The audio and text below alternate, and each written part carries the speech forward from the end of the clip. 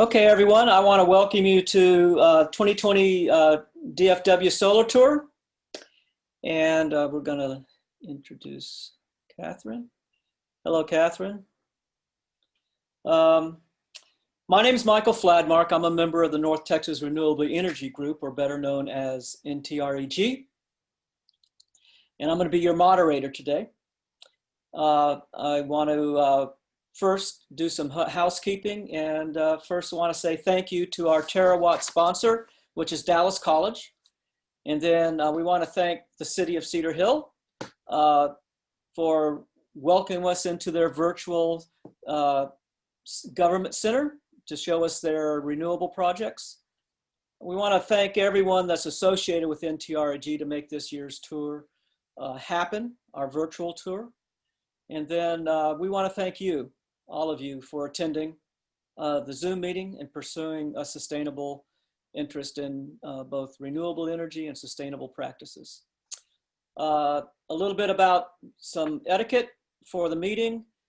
We'd like to keep your mutes, your mics muted. The meeting will last for 30 minutes, but we will go on beyond that just a little bit if we need to. The meeting is being recorded and will be available later if you have to get off early or something like that at the Solar website. And if you have any questions, please at that time you can either unmute or just put it in the chat. We will respond to those. So let me turn this over now to Dewey, and he can introduce himself and go forward with his presentation. Thank you, Dewey. Thank you, Michael. My name is Dewey. I'm the environmental manager with the city of Cedar Hill. We're going to switch over to presentation.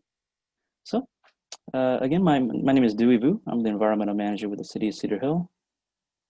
And I'm over environmental sustainability, environmental protection. And we are very proud of the initiatives that we've done with the city, because we really do believe that sustainability is a part of the distinctive character of the city, because we do believe that we are a city in a park. We are smack dab in the middle of the Metroplex, and we believe that we are positioned to be leaders in our Metroplex in sustainability, because we really do value our open space, our green space, because our air quality is so important. We do have a 20% goal to designate land use for green space. We are very close to that goal at 18%, and most cities don't have a goal quite as lofty. So we're very close to that, and that really does show the how much we value our green and open space, our quality. Cedar Hill is very diverse, and we're doing all these great initiatives in a very diverse and wonderful city. So Cedar Hill's philosophy is that we really do value our green space, because we believe that we are borrowing from future generations rather than inheriting from our ancestors. So and really this character of value is really seen through our partnerships. It's really to capture and enhance Cedar Hill's natural beauty. If you haven't been to Cedar Hill before, it's like nothing else. You won't see or experience anything like this anywhere else in the Metroplex, because of our rolling hills and our natural beauty. With our partners in Dogwood Canyon, the Audubon Center, it's only one of 3 national Audubon centers in Texas. And of course, Joe Lake and Cedar Hill State Park, a wonderful partners and assets in Cedar Hill. So do come down, enjoy our rolling hills, enjoy the highest elevation between the Red River and the Gulf of Mexico, because we really are the start of hill country. So we do really exclaim and shout the word of Cedar Hill through action. And nothing quite describes that or displays that love for sustainability quite like our solar system. So we do have a 480 solar panel system on the roof of our government center. It generates 152.64 kilowatts hour. That's over 200,000 kilowatt hours annually. That's about 8% of our total building use. We are very aggressive with grant funding. This is going to be something that is a theme throughout this presentation, is that we are very aggressive with grant funding. Most of the solar panel system was grant funded. Over $950,000 was funded through SECO. Over $160,000 was through Encore. The city put in $26,000, and that was very quickly paid off. That 21. So our return on investment with city funds was very, very fast. This is a shot of our government center with the solar panels on our roof. It is accessible, and it's something that we do display. So if you do come over to Cedar Hill, come by, and we actually do tours, and the solar panels are accessible on our roof for you to take a look at. Here's a good shot of our solar system. And you can actually see downtown Dallas way back there in the distance because of how high up in elevation that we are. Of course, we did get quite a bit of recognition on our system. Not only solar, we also have wind. So most people come by to our government center. They see this vertical axis wind turbine. They actually think it's a piece of art, but it's a vertical axis wind turbine. It does generate electricity, 4.3 kilowatts. It does work. It does spin. It also grant funded. We got $50,000 through SECO. The city put in over $12,000, and Encore gave us $1,500. And this also, our return on investment was quite fast on this as well. So we are very proud of our wind and solar. In fact, we proudly display and showcase how much we generate. And that is seen through our dashboard. Here's a live look at our dashboard. So currently right now, so far today, we've generated a little over 350 kilowatts. Right now, it's generating about 75 kilowatt hour. So depending on the day, depending on the season, the time of day, the generation does vary. But as you can see, we've offset over 1,000 tons of carbon. That's equal to about 26,000 trees, over 120,000 gallons of gasoline offset. So we are very proud of our solar, our wind, all of the amazing green energy infrastructure that is at our government center. So please stop by. Please stop by Cedar Hill, take a look at it. We're glad to showcase our systems. Not only wind and solar, we do have electric vehicles. So we do have 2 Nissan Leafs, completely electric. We say that it's powered by solar and wind because we do also have charging stations at the government center, which is where these Leafs are parked and charged. Also, 100% grant funded, these Leafs. Here's a look at our charging station. We very recently upgraded our charging stations. We have 2 in the front of our government center. These are the ones that are accessible to the public. We have 2 in the back that charge our fleet vehicles. So we also want to engage with our public and promote really electric vehicles and having our residents buy in as well. So Chewy, again, the citizens or visitors can use those electric vehicle charging stations? Yes, they just come by. It's through the Blink system. Mm-hmm. They can come by and they can. It's really easily accessible. Our EV chargers, and they can come by as they're doing business inside. They can charge their vehicles. It's super convenient. Super convenient. We also have big belly solar recycling compactors, also grant funded. We have 12 of them. So the great thing about these big bellies is that they do compact. It allows us to fit 5 times the amount uh, of trash and recycling than a normal bin, and it does report back to our staff when they're full. And the advantage of these compactors is that it allows our staff to do other things rather than coming by and checking them every day, because our staff would only come by and change them out when they're full. I have a question to Sure. Dewey in regards to your collection pro. Do you find a lot of contamination with these as far as, people putting something that's not supposed to be recycled in there? Surprisingly, our contamination is actually quite low when it comes to these compactors.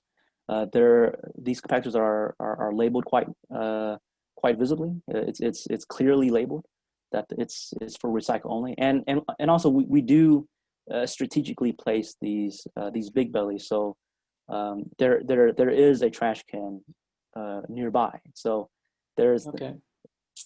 there is the option of regular trash next to these big bellies to reduce the amount of possible contamination. But surprisingly, it's relatively low, especially where we do place these big bellies.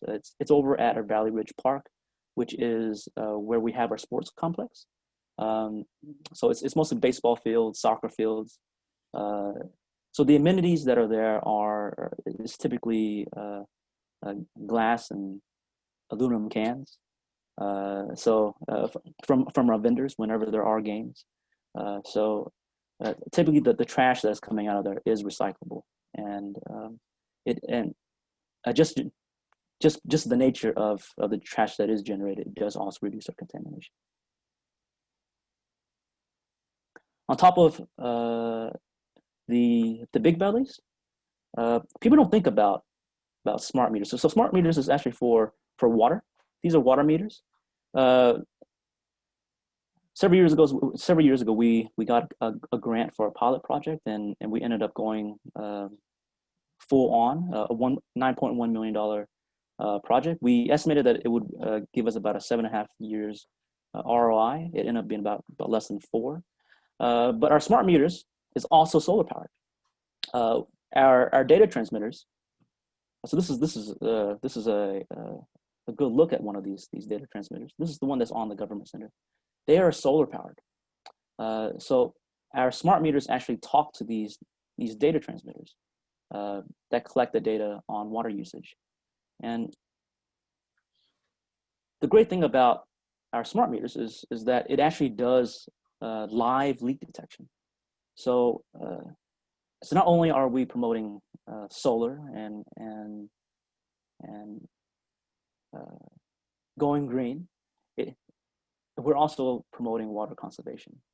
Nice. Because with 24-hour live leak detection, we actually notify our customers on the spot if there is potentially a leak in their home, and it's something that is quite useful to our residents and useful to the city as well, because we want to consume our drinking water, because our water supply is so precious, we don't want to waste that at all. Dewey, I have a question there, and I also have a question from the chat. And in regards to the solar meters, I mean, the meter, can you remotely shut down the water into their houses if you do detect a leak, if it's not taken care of in a relatively short period of time? We do have the ability to remotely shut off service, but we typically do not shut off service if we detect a leak inside, unless it's requested. Okay. If a leak is detected, we do notify the resident to let them know. So hopefully they can come in and figure out what's going on in their home, because this is even though they're paying for that water that's leaking, we don't want them to waste that water. So Right. To come in and hopefully call a plumber, fix the leak, so that way they're not paying for water that they're actually not using. The question from the chat's from James Orenstein, and he's asked, he's impressed with your new chargers, and he wanted to know about the Hillside Village, that the the EV chargers over there. Are you involved with those at all? Oh yes. So over at Hillside Village, there are EV charging stations there, and we actually partnered up. We actually partnered up with Hillside Village. Hillside Village is a upscale shopping mall just north of our government center, and we partnered up with them, and we actually helped them get those charging stations. So if you're over at our government center and you do have electric vehicle, our EV charging stations are available for you to charge. And if you're over at the government center, might as well stop by Hillside Village, do some shopping over there, and charge your vehicle over there too. So yes, there is EV charging at the government center over at Hillside Village, even across the street over at the Cinemark. That's right across the street from the government center. There's also EV charging over there. So you can go to the movies and get your car charged. You can now. You can. Yeah.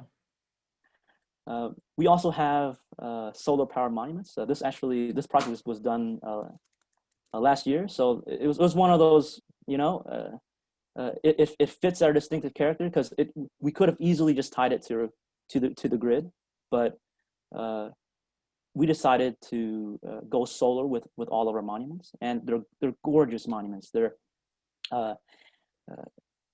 displayed in 18 locations spread across the city, typically mostly in our parks, but they're gorgeous. They light up at night and completely solar powered.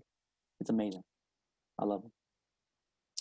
And we really do want to empower our residents and our local businesses. We wanted to make it as easy as possible for them to go solar. So it's permittable across the board in every zoning district that a solar system as an accessory use is automatically permitted. And this is something that you may not see in every city, but here in Cedar Hill, it is permissible in every zoning district. And if somebody wants to go completely off grid, it is also permissible, but through a special process. So if somebody wants to go off grid, and if that's something that is of value to them, Cedar Hill is a perfect place. In fact, could we go back to that slide? Sure. So I'm looking at here where it says parking group. What does that tell me? I see residential, non-residential, but parking group. So parking group is not a zoning district. It's something that is it's not something that we currently have right now. Okay. But that would be like a purely parking. Okay. So if you go off of I-30, there's not necessarily a parking spot, but it's for carpooling off of 30 and 360. It's close to 30 and 360.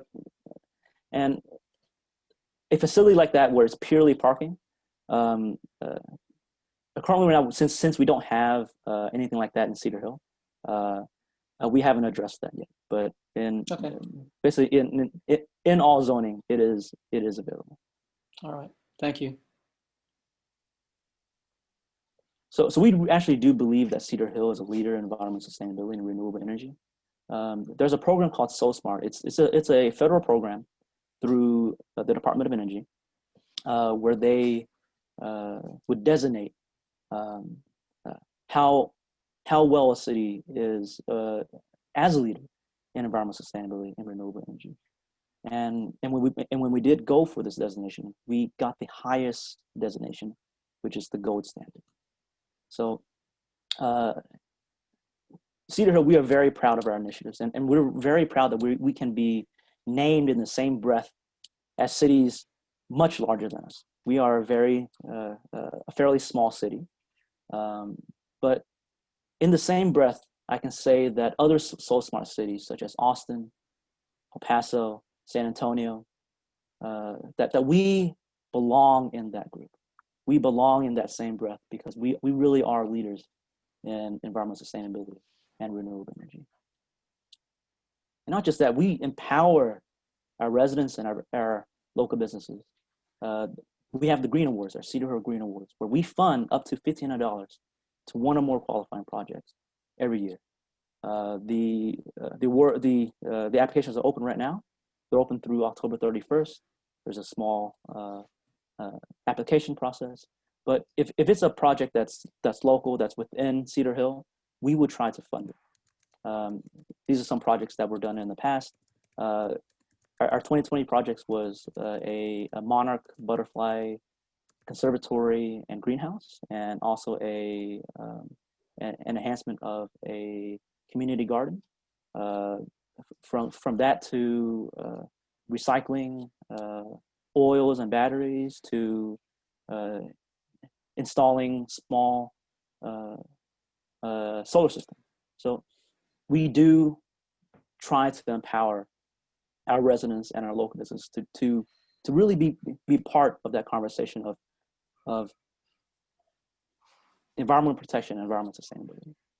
So if you know somebody or know somebody or interested in yourself in these green awards, just go to the website, apply, and who knows, we want to empower. That's the thing. We really do want to empower.